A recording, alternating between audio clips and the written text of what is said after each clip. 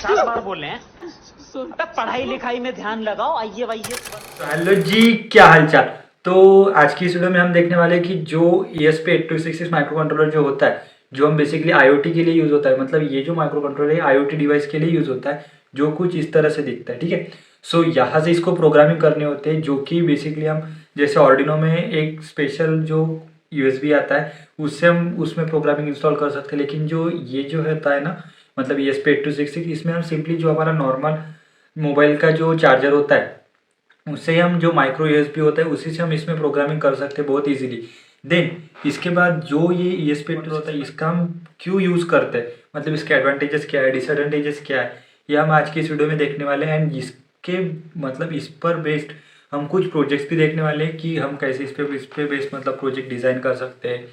And then उसके बाद इस पे इसके स्पेसिफिकेशंस क्या है, प्रोग्रामिंग का पार्ट क्या है, ये सब आज की इस वीडियो में चलिए शुरू करते हैं। ये बेसिकली काम कैसे करता है। तो ये जो होता है ना, यहाँ पे जो इसके स्पेसिफिकेशंस है ये कुछ भी नहीं, मतलब जब से हमारे ऑर्डिनो में प्रोग्रामिंग की जाती है सेम वैसे ही इसमें भी प्रोग्रामिंग की जाती है। इसमें हम अलग सॉफ्टवेयर से भी प्रोग्रामिंग कर सकते हैं, लेकिन हम जो बेसिकली इसका यूज जो करते हैं हम ऑर्डिनो IDE जो सॉफ्टवेयर होता है जिससे हम ऑर्डिनो में मतलब प्रोग्रामिंग करते हैं, उससे हम इसमें भी प्रोग्रामिंग करते हैं। क्योंकि ये जो ऑर्डिनो की जो लैंग्वेज होती है वो बहुत ज़्यादा ईजी होती है एज अ बिगिनर करके, या फिर एक developer as a project developer करके ये बहुत ज़्यादा इजी होता है। ठीक है, सो नाउ इस पे जो ये जो पार्ट होता है ना, ये बेसिकली वाईफाई के लिए होता है। मतलब ये जो ऊपर ये जो ऐसा पार्ट है ना, ये वाला जो पाथ है ये बेसिकली एंटीना के लिए डिनोट करता है कि हाँ मतलब ये वाईफाई भी भेजता है। जो ESP8266 मॉड्यूल होता है ना, ये एक वाईफाई माइक्रो कंट्रोलर है जिससे हम एक मतलब क्या है कि जो हमारा घर में वाईफाई है, मतलब घर में मोबाइल में जिसमें भी हमारा जो वाईफाई है या फिर जो क्रेडेंशियल्स है, अगर हमने इस माइक्रो कंट्रोलर को दिए तो हमारा माइक्रो कंट्रोलर हमारे बेसिकली उस डिवाइस के साथ कनेक्ट होता है। देन जो इंटरनेट का एक्सेस है वो ये भी लेता है। एंड इसका मतलब जो इंटरनेट के एक्सेस के हेल्प से ये माइक्रो कंट्रोलर जो हमारा डेटा है वो एक सर्वर पे भेजता है। आप चाहो तो मतलब जो सर्वर होता है ना वो बेसिकली आप चाहो तो अलग अलग कर सकते हो, मतलब आपके प्रोजेक्ट से, क्योंकि डिफरेंट डिफरेंट कंपनीज के डिफरेंट डिफरेंट ऐप्स या फिर जो सर्वर्स अवेलेबल, सर्वर जो होता है उसमें का एक नाम है ब्लिंक, उसके बाद है रेनमेकर, ऐसे बहुत सारे सॉफ्टवेयर्स हैं। फिर जो सर्वर्स है वो अवेलेबल है मार्केट्स में, या फिर आप डायरेक्टली उसको एक्सेस कर सकते हो। उस पर सिर्फ हमें जो हमारा वाईफाई का जो क्रीडेंशियल्स होता है, मतलब फर्स्ट ऑफ ऑल जब इसमें हम प्रोग्रामिंग करते हैं तो इसमें हमें उस वाईफाई के क्रीडेंशियल्स देने होते हैं। देन उस क्रीडेंशियल के मदद से हमारा जो माइक्रो कंट्रोलर होता है वो हमारे वाईफाई का जो राउटर होता है या फिर जो मोबाइल का वाईफाई होता है, हॉटस्पॉट होता है, उसके साथ वो कनेक्ट होता है। ठीक है, देन ये दोनों कनेक्ट होने के बाद हमारा जो सर्वर है मतलब थर्ड पार्टी वाला, देन उसके साथ हमारा जो माइक्रो कंट्रोलर वो with the help of internet directly access कर सकता है। मतलब वहाँ पे कोई डेटा सेव किया है हमने, जैसे हमने अगर वहाँ पे कुछ ब्लिंक सर्वर, अगर हमने कुछ वहाँ पे ऐसा इंटरफेस बनाया कि अगर वहाँ पे स्विच टर्न ऑन करे तो यहाँ पे सिंपली एक LED, मतलब यहाँ पे जो GPIO पिन्स होती है उसका अक्रॉस जो लगा हुआ पिन है या फिर जो डिवाइस है, यहाँ पे कुछ LED है, उसके अक्रॉस का जो डिवाइस है वो टर्न ऑन होना है। तो सब कुछ है ये हम बेसिकली ऑर्डिनो के हिसाब ऑर्डिनो के मदद से नहीं कर सकते, क्योंकि ऑर्डिनो पे सिंपली एक ऐसा माइक्रो कंट्रोलर है जिसमें हम वाईफाई का क्रेडेंशियल्स नहीं दे सकते। अगर हमें वाईफाई के साथ उसको इंटरकनेक्टेड करना है तो वो बेसिकली डिफरेंट जो अलग मॉड्यूल है हमें उसके साथ उसको कनेक्ट करना है, उसके बाद वो वाईफाई के साथ कनेक्ट होता है। लेकिन ये जो ESP8266 मॉड्यूल होता है ना, मतलब ये जो वाईफाई नोड MCU मॉड्यूल होता है, ये उस पर इनबिल्ट मतलब ऑन चिप इस पे वाईफाई का हमें एडवांटेजेस मिलता है या फिर जो फीचर्स है इस पे इनबिल्ट मिलता है। इसलिए ये जो सबसे ज़्यादा यूज़ करने वाला ये माइक्रो हम बहुत ज़्यादा जगह देखते हैं। जैसे इसके बेस्ड हम होम ऑटोमेशन डिज़ाइन कर सकते हैं, इसके बेस्ड हम प्रोजेक्ट डिज़ाइन कर सकते हैं, इसके बेस्ड हम रोबोट्स डिज़ाइन कर सकते हैं, ऐसे बहुत सारे कुछ। उसके बाद स्मार्ट एग्रीकल्चर हो गया, उसके बाद स्मार्ट फार्मिंग हो। अभी देखते हैं कि जो हमारा माइक्रो कंट्रोल मतलब ये जो ESP नोड MCU मॉड्यूल है ना, इसके फीचर्स क्या है। तो इस पे इनबिल्ट ADC होती है जो कि मतलब एनालॉग टू डिजिटल कन्वर्टर, हमारा जो एनालॉग डेटा है उसको डिजिटल में कन्वर्ट करता है। सो ये जो ADC होती है ये बेसिकली 0 to 3.3 वोल्ट के बीच में वेरी करती है। ठीक है ना, उसके बाद ये बेसिकली जो इस पे 30 पिन का जो माइक्रो कंट्रोल होता है, मतलब इस साइड से 30 पिन, सॉरी इस साइड से 15 पिन एंड इस साइड से 15 पिन, टोटल 30 पिन्स का ये माइक्रो कंट्रोलर होता है। उसमें से जो 11 पिन्स होती है वो बेसिकली डिजिटल पिन्स होते हैं, मतलब आयो मतलब वहाँ से हम इनपुट भी ले सकते हैं फिर आउटपुट दे सकते हैं। ये जो ESP8266 है ये बेसिकली 80 मेगाहर्ट्ज की जो क्लॉक पल्स या फिर जो क्लॉक साइकिल होते हैं उस पर ये ऑपरेट होता है। देन उसके बाद आ गया उसका प्रोग्रामिंग का पार्ट। तो इसमें बेसिकली USB माइक्रो USB इसमें यूज़ होता है, जिसमें हम बेसिकली जो पार्ट होता है, एक पार्ट हम बेसिकली हमारे PC में या फिर जो लैपटॉप में कनेक्ट करते हैं। देन सेकेंड पार्ट जो माइक्रो USB का होता है वो हम बेसिकली यहाँ पे इसको इंस्टॉल करके हमारे ऑर्डिनो के साथ ID के साथ हम इसको कनेक्ट करते हैं। देन वहाँ पे हमें प्रोग्रामिंग करके डायरेक्ट इसमें इंस्टॉल। इसके बाद इसकी जो ऑपरेटिंग वोल्टेज होता है, मतलब ये जो इसको हम तो बेसिकली मतलब इसके जो इनपुट वोल्टेज होते हैं ये बेसिकली 4.5 से लेके अप टू 10 वोल्ट तक हम इसको दे सकते हैं। लेकिन इसकी जो इस पे जो IC बेस्ड है, इस पे जो IC लगी हुई है वो IC बेसिकली सिंपली हमारे जो 3.3 वोल्ट होता है उसी पे वो ऑपरेट होती है। अगर हमने इसको 3.3 वोल्ट भी दिया तो हमारा माइक्रो कंट्रोलर चल जाएगा, लेकिन वो सिर्फ उस माइक्रो कंट्रोलर के लिए। लेकिन इसकी जो ऑपरेटिंग वोल्टेज मतलब जो इसको इनपुट दे सकते हैं वो बेसिकली 4.5 से लेके हम 10 वोल्ट तक हमें इसमें दे सकते हैं। बारी आती है हमारे एनालॉग पिन की। तो इसमें किसने मतलब एनालॉग पिन्स होता है या फिर क्या होता है,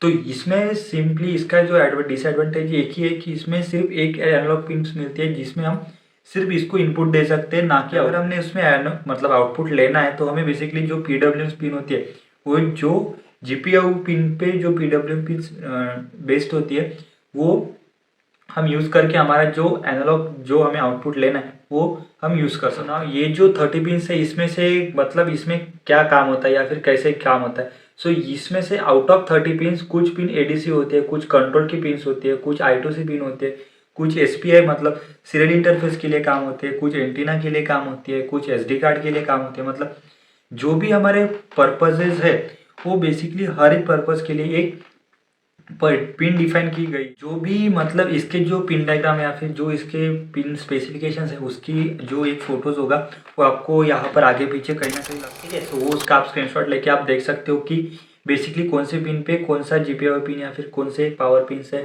ठीक है।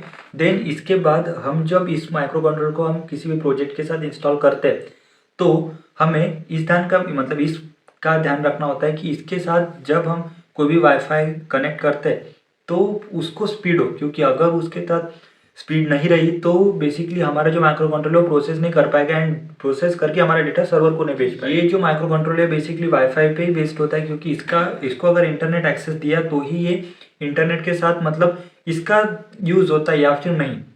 ये तो बेसिकली मतलब सिंपल जो ऐसा ऑर्डिनो होता है वैसे ये सिंपली काम करेगा।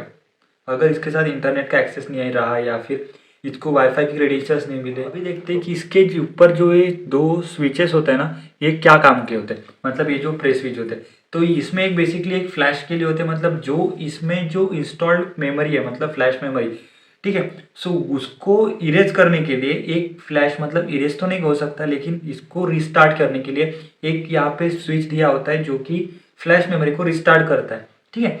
देन सेकेंड जो स्विच होता है वो रिस्टार्ट के लिए मतलब रीसेट के लिए होता है, जो कि हमारे माइक्रो कंट्रोल मतलब पूरे माइक्रो कंट्रोल को रीसेट करता है। क्योंकि रीसेट का मतलब क्या है, तो जो भी हमें इसमें प्रोग्राम इंस्टॉल किया है, ठीक है, इनकेस कुछ वजह से मतलब हमने इसको इंस्टॉल किया, हमारा प्रोग्राम रन भी हो रहा है, लेकिन किसी वजह से इसमें कुछ एरर आ गया या फिर कुछ फॉल्ट आ गया तो हमारा जो प्रोग्राम है बीच में रुक गया, ठीक है।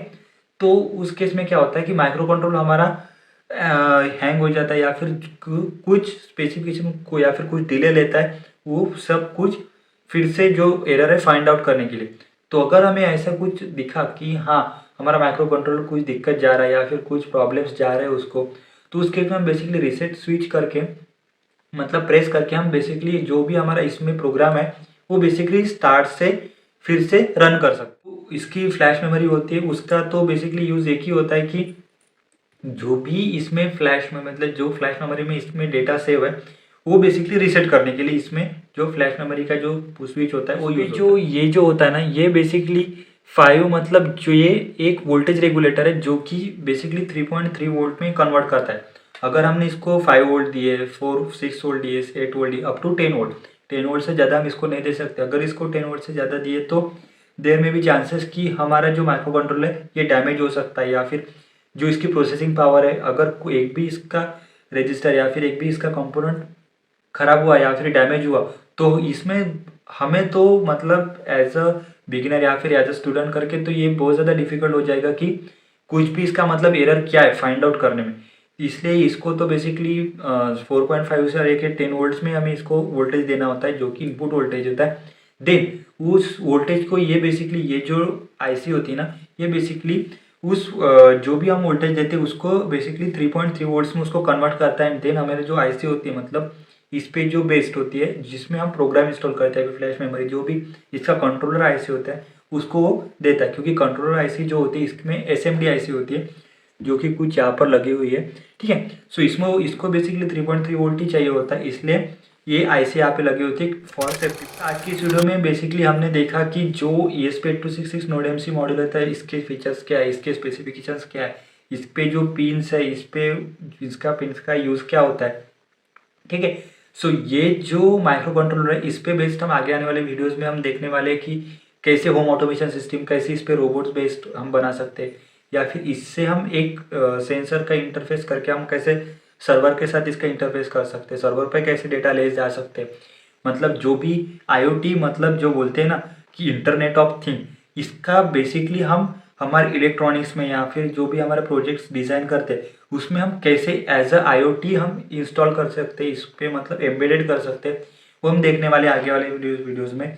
जो कि हमने एक सीरीज शुरू की, एक ऑर्डिनो की IoT जो कि ऑर्डिनो IoT की एक सीरीज शुरू की है जिसमें हम बेसिकली जैसे कॉलेज प्रोजेक्ट्स हो गए, माइनर प्रोजेक्ट्स हो गए, मेजर प्रोजेक्ट्स हो गए, हम डिज़ाइन करते हैं। हर रोज़ एक नया वीडियो आपको देखने को मिलता है। इस चैनल को सब्सक्राइब नहीं किया तो सब्सक्राइब कर लो एंड बेल आइकन को प्रेस कर लो, क्योंकि हर रोज़ एक नया वीडियो को आपको देखने को मिल जाएगा एंड हर एक वीडियोज़ में आपको कुछ ना कुछ तो आपको सीखने को मिलेगा। इसकी मैं एश्योरिटी लेता हूँ। प्रोजेक्ट डिज़ाइन करते हैं, जो भी हम सर्किट डिज़ाइन करते हैं वो बेसिकली हर जो भी सर्किट का प्रोग्रामिंग पार्ट होता है या फिर जो भी उसकी सर्किट डायग्राम होती है वो हम बेसिकली पूरे डिटेल्स में हम देखते हैं कि बेसिकली हर एक मतलब जैसे ऑर्डिनो हो गया तो ऑर्डिनो की जो D0 D पिन जो होती है मतलब कुछ भी पिन्स के साथ हम कोई एनालॉग सेंसर हो गया, कुछ माइक्रो कंट्रोल के साथ कुछ सेंसर का या फिर कुछ ट्रांजिस्टर का या फिर LEDs का जो इंटरफेस होता है वो कैसे होता है, कौन सी पिन क्या इनपुट देते हैं क्या आउटपुट देते हैं, तब हमारा माइक्रो कंट्रोलर कैसे वर्क करता है,